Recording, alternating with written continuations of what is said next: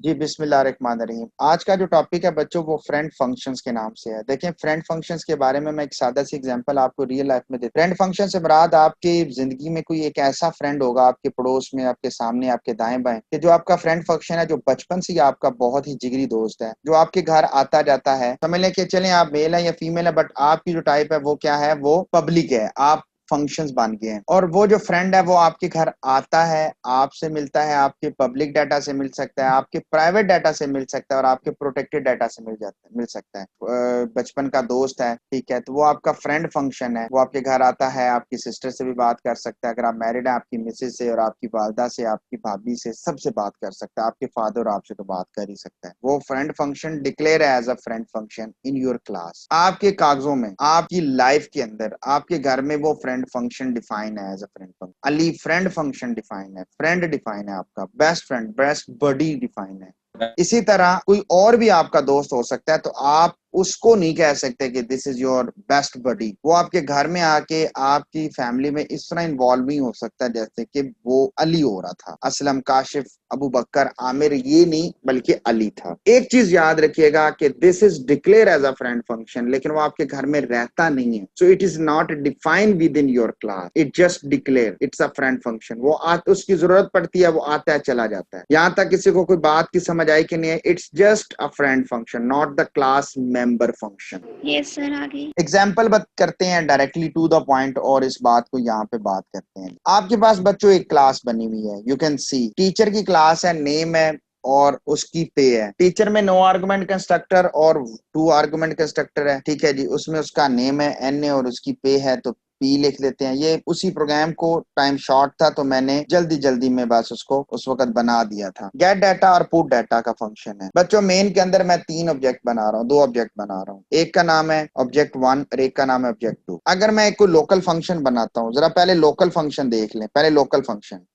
इस local function के अंदर को सिर्फ पहले कॉल करते हैं। देखिए मैं पहले कॉल कर रहा हूँ लोकल फंक्शन को, एक लोकल फंक्शन बनाया माय फंक्शन के नाम से। जहां प्रॉब्लम आए पहले पूछना है कि सर ये हमें नहीं समझ आया। मैं इस फंक्शन के अंदर अगर ये यही यही ऑब्जेक्ट यहां बना लूं, चलें ये समझ लें कि मैं वहां बना रहा हूं, और मैं अगर obj1 डॉट नेम या पे को चेंज करने की कोशिश करूं, तो क्या ये चेंज करने की कोशिश करता है? ये एरर दे देता है, कहता है कि you are not able to access the private member function outside of the class. Name को आप नहीं एक्सेस कर सकते, हाँ पब्लिक को एक्सेस कर सकता हूं। मैं पुट डाटा को एक्सेस करूंगा तो वो अली और 50,000 डिस्प्ले कर देगा। मास्टर स्क्रीन शेयर कर रहा हूं ताकि बार बार मुझे स्विचिंग ना करनी पड़े। अली और 50,000 उसने डिस्प्ले कर दिया, लेकिन प्राइवेट डाटा को एक्सेस करने की उसकी हिम्मत नहीं है। हम बात कर रहे थे फ्रेंड फंक्शन को। मैं इस फंक्शन को फ्रेंड फंक्शन डिक्लेयर कर रहा हूं अपनी क्लास के अंदर। ये देखें जी, FRIEND, फ्रेंड कीवर्ड और ये friend function. This is a declaration of function, not definition of function. Definition हमेशा इसकी क्लास से बाहर होगी, जहां मर्जी हो, क्योंकि ये क्लास का मेंबर फंक्शन नहीं है। बात हमारी बस यहाँ पर यही, क्लास का मेंबर फंक्शन होता तो क्लास के अंदर डिफाइन होता, या फिर क्लास से बाहर स्कोप रेजोल्यूशन से डिफाइन कर सकते थे, बट ये फ्रेंड कीवर्ड से डिफाइन हो रहा है, so it's a friend function. दोबारा बोल रहा हूँ, it's not a member function of the class. यही वजह है, आप देख सकते हैं कि मैंने इसके साथ कोई स्कोप रेजोल्यूशन ऑपरेटर, क्लास का नेम स्कोप रेजोल्यूशन ऑपरेटर नहीं लिखा। It's a friend function. Friend function के अंदर मैं दोबारा इस ऑब्जेक्ट को बनाने की कोशिश करता हूं जैसे पहले हुआ था।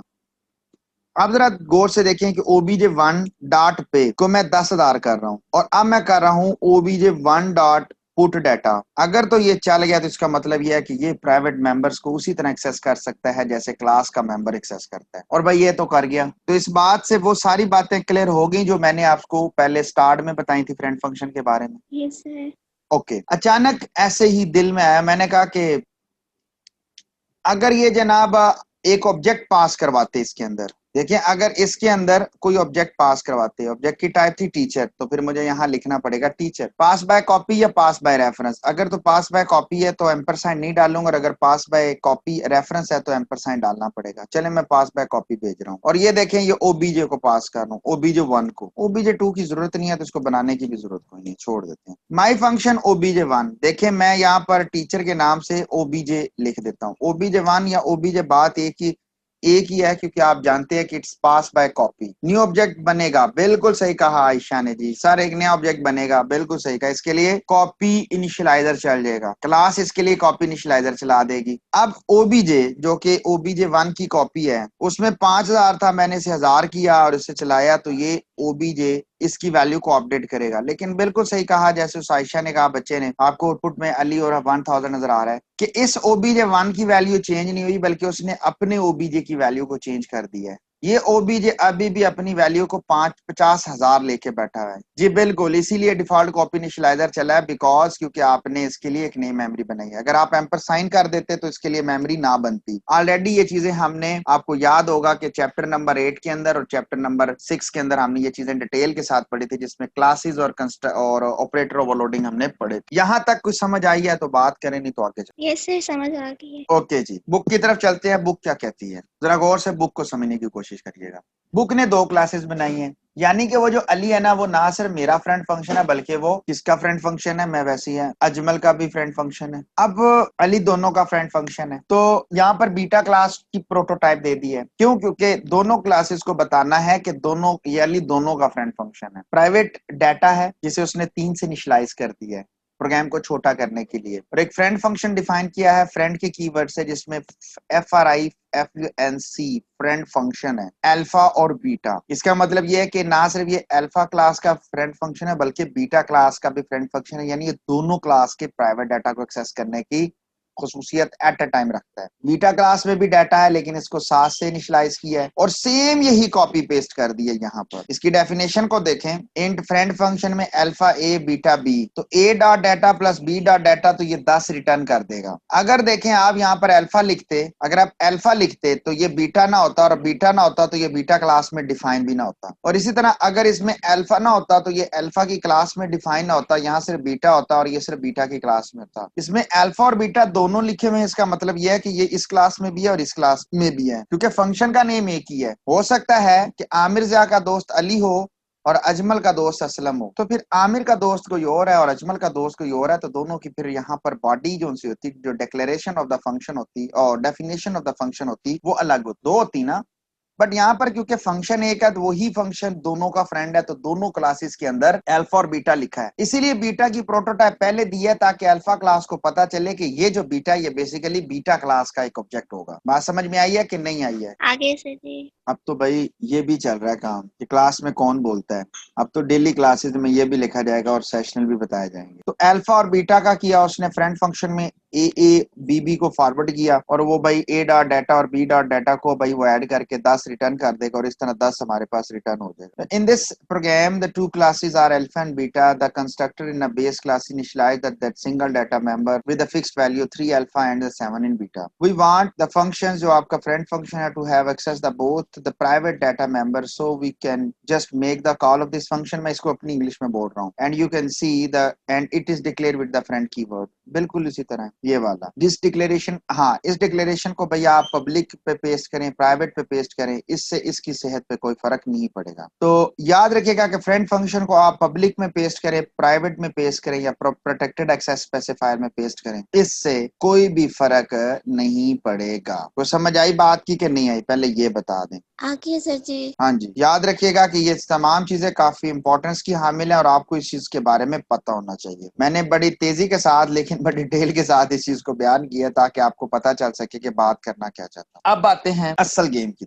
ये तो बच्चों वाले काम थे जो हमने बात कर ली। सबसे पहले एक डिस्टेंस क्लास के लिए, और डिस्टेंस क्लास ये मैंने सेव की हुई है, ये आपके साथ आपके पास पहुंच जाएगी, ये वाला कोड आप तक पहुंच जाएगा कोड। बात करते हैं सबसे पहले भाई डिस्टेंस क्लास के साथ। स्क्रीन आपके साथ शेयर कर दी हुई है, आप देख सकते हैं कि डिस्टेंस की क्लास आ चुकी है। थोड़ी देर के लिए इसको कमेंट करता हूं और नीचे चलते हैं। इस क्लास के अंदर गौर से देखें बच्चों, मेरे साथ रहिएगा। इस क्लास के अंदर बना हुआ क्या क्या, पहले ये समझने की कोशिश करें। एक क्लास डिस्टेंस है जिसमें फीट और इंचेस हैं। पब्लिक नो आर्गुमेंट कंस्ट्रक्टर है, टू आर्गुमेंट कंस्ट्रक्टर है, गेट डैश डिस्टेंस है, शो डिस्टेंस है, सेट डिस्टेंस है, और गौर से देखें तो एक ऑपरेटर ओवरलोडिंग का फंक्शन है, that is defined with a const. कोई बताना चाहे, कोई से क्या, मैं खुद पूछ लेता हूँ। ये सिंपल सी क्लास है जिसमें डिस्टेंस के प्राइवेट में फीट इंचेस हैं, पब्लिक के अंदर no argument constructor, two argument constructor, get distance, show distance, set distance और डिस्टेंस को ऐड करने का फंक्शन दिया हुआ है। बच्चों अब 1 by 1 गेम स्टार्ट होने लगी है। 1 by 1 distance D1, D2, 3 and 11.3। Distance 1 को हम गेट कर लेंगे 1 एंड 1.1 से। अब हम ऐड करना चाहते हैं, the user wants to add the two distance D1 and D। मैंने इसलिए इसको कमेंट में रखा हुआ है क्योंकि ये स्टेटमेंट जस्ट ब्लर है। आगे कमेंट पहले से लिखे हुए हैं क्योंकि अभी मेरी ऑलरेडी आपसे पहले एक क्लास हुई है, मैंने उसको ये कोड करवाया हुआ है, लेकिन मैं कोड को 1 by 1 करूंगा ताकि आपको पता चल सके। पहले इस पे ध्यान दीजिएगा। D3 is equal to D1 plus D2, ये एक एग्जीक्यूटेबल स्टेटमेंट है, इसमें कोई प्रॉब्लम नहीं है। क्यों? ऑपरेटर के लेफ्ट साइड पर कौन पड़ा हुआ है? Caller object. 100% सही कहा। तो ये फीट्स और इंचेस किसके हैं? कॉलर ऑब्जेक्ट के। कॉलर ऑब्जेक्ट के। बिल्कुल सही चल रहा है जी, बिल्कुल सही बोल रही हैं, बिल्कुल सही कह रही हैं जी। रोल नंबर 5 ने, रोल नंबर 50 ने, तहरीम ने, सब ने ठीक बोला। ये कॉलर ऑब्जेक्ट की बात है, बिल्कुल सही कहा जी कि ये सारी कॉलर ऑब्जेक्ट काम कर रहे हैं। ये फीट्स और इंचेस उसी के हैं। और D2 जोन से है वो क्या बना, ये मुझे बता दे। इसके लिए कुछ चला आर्गुमेंट कंस्ट्रक्टर। D2 के लिए 2 आर्गुमेंट कंस्ट्रक्टर चला। श्योर ना इधर इधर वो छोड़ दें अभी उसको। ये D2 जब इधर गया copy constructor, copy constructor, default copy constructor जी, गुड हो गया। ठीक है जी, सही कहा गया, सही कहा गया, बिल्कुल सही कहा गया जी। This is the copy initializer. बहुत ही अच्छी क्लास है, यकीन मानिएगा, अच्छा लगता है आप लोगों को पढ़ाने में। मैं तो अगले में कोर्स में भी, अगले सेमेस्टर में भी आपकी क्लास को लेना चाहूंगा। CS को जरूर कहूंगा, प्रेफरेंस दूंगा। हाँ जी, अब आगे चलते हैं। Distance DD2 is equal to D2, this is the copy initializer. Already बताया हुआ है, सिर्फ रिवीजन हो रही है। डिफॉल्ट कॉपी चला रहे हैं, अपना अभी बना रही रहे, अपना इंशाल्लाह ताला इसी वीक के एंड पे बन जाएगा। प्रोग्राम चलेगा और फिर ये D3 के अंदर रिजल्ट आ जाएगा, D3 को शो कर देगा। ये देखें जी, D3 को शो कर देगा। प्रोग्राम को एग्जीक्यूट करते हैं और वैल्यू देखते हैं क्या आ रही है। 1 and 1.1 और आंसर आ रहा है जी 5 and 4.4 टेट्रा 01। आउटपुट आ गई, प्रोग्राम चल गया, बिल्कुल वाओ गुड। ये तो एग्जीक्यूटेबल थी जी, ये तो एग्जीक्यूटेबल थी, इसीलिए ये देखें एग्जीक्यूटेबल आपको नुमाया हो गया। ये चलेगी कि नहीं चलेगी? अब नेक्स्ट देखें, 1 by 1 चल रहा हूँ जी। टाइम 3 में स्टोर हो जाएगी, बिल्कुल सही कहा है, मैं बिल्कुल इस बात को डिनाई नहीं कर रहा। आप बिल्कुल, अगर हमने कन्वर्जन कोड लिखा होगा तो ये चलेगी। कन्वर्जन कोड से मुराद बताइएगा, कन्वर्जन कोड आप क्या कह रही हैं? सर मतलब हमने पहले पढ़ा था ना कि अगर बेसिक डेटा टाइप से हम यूजर डिफाइंड डेटा टाइप में कन्वर्ट करते हैं, तो ये बेसिक डेटा टाइप से यूजर डिफाइंड में कन्वर्ट हो रही है, तो अगर हमने कोड लिखा होगा तो फिर ये चलेगा। सर पहले डिफॉल्ट कॉपी कंस्ट्रक्टर चल रहा था, तो ये तब चलेगी जब 1 आर्गुमेंट कंस्ट्रक्टर होगा। कोई और बताना चाहे? अच्छा लग रहा है सर ये 1 आर्गुमेंट कंस्ट्रक्टर उस वक्त सर ये चलेगी। ये सर इसके लिए कंस्ट्रक्टर होना लगा। कोई और बताना चाहे? रोल नंबर 10 मुझे समझ आ गई, निमरा समझ आ गई। कोई और बताना चाहे? सर ये अगर 1 आर्गुमेंट कंस्ट्रक्टर हम डिफाइन करेंगे तो उस वक्त ये एग्जीक्यूट हो। 1 आर्गुमेंट कंस्ट्रक्टर, यार आला यार। ये आपकी GR है, ये बच्ची तहरीम है। निमरा ने भी आज बहुत अच्छा स्पीक किया है, शराज ने भी क्लियरली बताया, कासिम ने भी वो बता दिया था। ऑसम, मुझे दिल को ना यकीन मानो बड़ी खुशी हो रही है मुझे अच्छा लग रहा है। मतलब मैं एक अच्छी क्लास को जब पढ़ाऊंगा तो एक अच्छा लगेगा जी। रोल नंबर 9 बिल्कुल सही कहा, अच्छा लगता है जी। मेरे जैसे टीचर को तो बहुत अच्छा लगता है, मुझे बाकियों का तो नहीं पता कि उनकी क्या सोच है। 100% ठीक आ गया जी। और जी ठीक आ गया बच्चे, मैं बिल्कुल। D1 कॉलर ऑब्जेक्ट है सर, ये तो left side of the operator पड़ा हुआ है सर। ये तो फीट और इंचेस ठीक है, वेल डन है। बिलीव करिएगा BSIT को नहीं पता था। BSIT को मैं पूछ थक गया, हालांकि उनके अच्छे बच्चे हैं 3-4, लेकिन वो भूल गए हुए थे। उनकी क्लास की मारिया है, नवीद है, बहुत अच्छे बच्चे हैं। मतलब जैसे आपकी क्लास में 3-4 इंस्टेंस रिस्पॉन्स देते हैं, वो भी भूल गए हुए थे वो बच्चे। Only executable if we define 1 argument constructor, जिसे कन्वर्जन कंस्ट्रक्टर कहते हैं फॉर 10.1F। भाई ये कैसे एग्जीक्यूट करेगा? हाजी ऊ पे हाजी नहीं चलना, अगले जहां ते चल जाना है, लेकिन ऊप ने हाजी नहीं चलाना। तो बोलिया करो तुसी भी। टॉन्ट कर रहा हूँ, रीजन इज दैट कि बोलना आपका राइट बनता है। फिर मुझे दुख होता है कि मैं किसी के नंबर अगर काटूं, क्योंकि आप अपने नंबर खुद कटवा रहे हैं। देखें, ये तो D1 तो बन जाएगा इधर, but what about this one? ये नहीं चलेगा, ये नहीं चलेगा, क्योंकि यहाँ पर ये जो 3-4 बच्चों ने आंसर दिया वो 100% करेक्ट आंसर दिया है कि सर इस के लिए ये आप कन्वर्जन कर रहे हैं from basic to user defined data type. और basic to user defined data type ये it's need conversion constructor, conversion मतलब रूटीन रिक्वायर्ड होगा, and this is conversion constructor. तो चलते हैं ना जी, बनाते हैं। बनाना क्या जी, उनको बना दिया था। This is 1 argument constructor. Float आ गया, इसे मैंने कहा T फीट्स, इसमें से 10 फीट्स में स्टोर हो जाएंगे बाय यूजिंग कन्वर्जन अब इंचेस निकालने हैं, तो इंचेस निकालने के लिए टी फीट में से फीट निकाल के 12 से ज़रब दे देंगे तो भाई वो स्टोर कर देगा।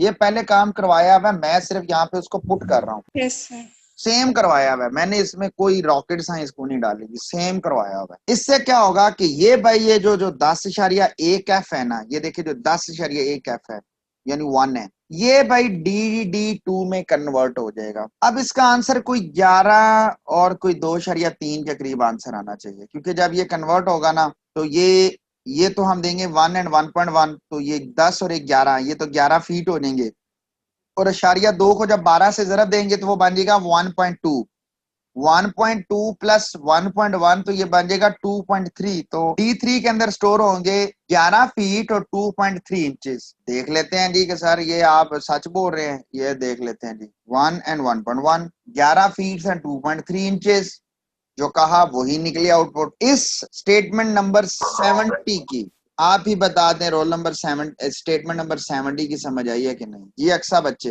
सर गलती से ओपन हो गया सर। ओ बच्चे आप बता भी दो 70 की समझ आई है कि नहीं आई है, अगर ओपन हो ही गया तो। ये स्टेटमेंट की समझ आई है कि नहीं? No sir. तो फिर ध्यान किधर है जी? कोई मेरे बिहाफ पे स्टेटमेंट को बताना चाहे जी, 70 स्टेटमेंट को पूरा एलैबोरेट करे कि क्या क्या चलेगा। जी जी यार सर यहाँ पे हमारे पास D3 equals to D1 plus D2। D1 first object है, कॉलर ऑब्जेक्ट, और D2 हमारे पास एक बेसिक डेटा टाइप है जिसको यूजर डिफाइंड डेटा टाइप में कन्वर्ट होना पड़ेगा ताकि ये D1 के अंदर ऐड हो सके। तो हम यहाँ पे कन्वर्जन कंस्ट्रक्टर चलेगा जो कि हमारे पास कन्वर्ट करेगा इस बेसिक डेटा टाइप को यूजर डिफाइंड डेटा टाइप के अंदर, सो दैट ये D1 में ऐड हो पाएगा और फिर वो वैल्यू रिटर्न हो पाएगी। अब इसके लिए हमने अलग से कन्वर्जन कोड अगर लिखा होगा तो फिर ये चलेगी स्टेटमेंट। अगर कन्वर्जन कोड नहीं लिखा होगा तो ये basic data type user defined में कन्वर्ट ही नहीं होगी, तो फिर ये नहीं चल पाएगा। एक्सीलेंट जी, एक्सीलेंट। इस बच्ची ने वही बातें की, एक्सीलेंट इसने बोला जी।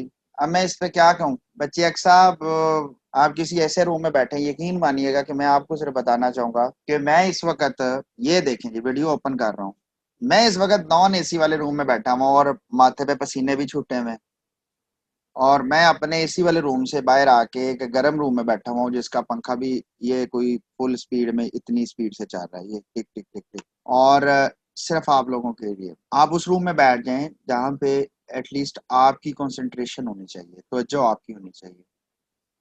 बहुत डीपली चीजें बता रहा हूँ, मेरी बात सुन ले पहले। सेशन खत्म होने वाला है, मैं इसको इधर कंप्लीट करूंगा। मैं ये नहीं कह रहा, मैं सिर्फ ये कह रहा हूँ कि आप अपनी तवज्जो, ये नहीं कह रहा कि आपको टीवी देख ली होंगी या बातें कर रहे होंगे, बट आप अपनी तवज्जो इस तरफ दें, क्योंकि मैंने बड़े आराम से इन चीजों को बताने की कोशिश की। मैंने पूछा कि D1 क्या है, प्लस ऑपरेटर के लेफ्ट साइड पे ये ऑपरेटर ओवरलोडिंग में बताया हुआ था, इट्स अ कॉलर ऑब्जेक्ट, जो कि इसके लिए जरूरत नहीं थी। लेकिन 10.f ये नहीं चेंज हो सकता DD2 में। आपको पता कि ये DD2 बनेगा, इसके लिए सर कन्वर्जन करनी पड़ेगी, और कन्वर्जन के लिए कन्वर्जन कंस्ट्रक्टर बनाना पड़ेगा। तो कंट्रोल यहाँ से पहले कन्वर्जन कंस्ट्रक्टर जो कि 1 आर्गुमेंट कंस्ट्रक्टर है वहां जाएगा, वहां से कंट्रोल वापस आएगा 42 स्टेटमेंट पे, और उस वक्त ये 10.1 DD2 की शक्ल अख्तियार कर चुका होगा, DD2 हो जाएगा। अब D1 जो कि फीट्स और इंचेस की फॉर्म में यहाँ पड़ा हुआ है, और वो जो 10.1 है वो DD2 की शक्ल में इख्तियार कर चुका है, तो ये ऐड होने के बाद टेम्प में स्टोर होंगे, और टेम्प अपनी वैल्यू को D3 को दे देगा in the form of returning an object from this function, इस वाले फंक्शन से, और फिर D3 को डिस्प्ले कर देंगे। मैं बात को थोड़ा आगे करता हूं, बाद में अक्सर नेक्स्ट सेशन में हम आपकी बात सुनेंगे। अब बात ये है कि ये चलेगा कि नहीं चलेगा, पहले बताएं। सर नहीं चलेगा। Never and ever executable, never and ever, never and ever. क्यों नहीं चलेगा? कॉलर ऑब्जेक्ट कोई नहीं है जी, सही कहा इन्होंने 100% सही कहा कि sir there is no caller object, never and ever executable, because on the left side of the operator must be class object, this is called calling object। और calling object ही कोई नहीं है तो कॉल कैसे, उसको अपनी क्लास में कैसे फेंकेंगे, ये कहानी है। जब हम अपनी क्लास में नहीं उसको फेंक सकते तो फिर बात ही खत्म हो गई कि हम उसको अपनी क्लास में, लेफ्ट साइड पर कॉलिंग ऑब्जेक्ट होना चाहिए। 100% जी बिल्कुल सही कहा मिनाहिल जफर ने कि कॉलिंग ऑब्जेक्ट होना चाहिए on the left side of the operator. इस ऑपरेटर की बात कर रहा हूं। लेफ्ट साइड पे कांस्टेंट है, फ्लोट है, फ्लोट तो नहीं ना हमारी डिस्टेंस की क्लास में भेजेगा, यहाँ पर डिस्टेंस क्लास का ऑब्जेक्ट है, तो यहाँ पर हमें भाई फ्रेंड फंक्शन जरूरत पड़ गया। वो कहता है कि फ्रेंड फंक्शन बुलाओ, यही वजह है कि फ्रेंड फंक्शंस की जरूरत पड़ती है। ये कहता है, ये चैप्टर खत्म होने वाला है, करीब ही है, बहुत ही करीब है ये चैप्टर। वो कहता है कि ये नहीं बल्कि यहाँ पे, a friend function can be used to mediate arguments between the classes, नहीं। The allow access to access हो सोर्स कोड, नहीं, सोर्स कोड को तो एक्सेस नहीं ना करता ये। Allow access to an unrelated, ना, ये अनरिलेटेड क्लासेस कैसे, जिस क्लास के अंदर ये फ्रेंड है उसी को करेगा, सोर्स कोड को कैसे करेगा? सोर्स कोड से मुराद है पूरे कोड को, पूरे कोड को तो नहीं ना करता जी, वो तो मेंबर फंक्शन डेटा मेंबर को करेगा। अब प्राइवेट वर्ड को तो नहीं ना एक्सेस कर सकता, या क्लास के कीवर्ड को तो नहीं ना एक्सेस कर सकता, या कंस्ट्रक्टर के लिखे हुए लफ्ज कंस्ट्रक्टर को तो नहीं ना एक्सेस कर सकता इस तरह।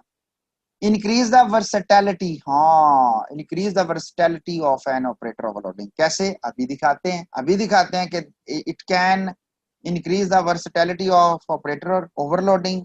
तो वो हम दोबारा इसको कंटिन्यू करते हैं, distance class with friend function.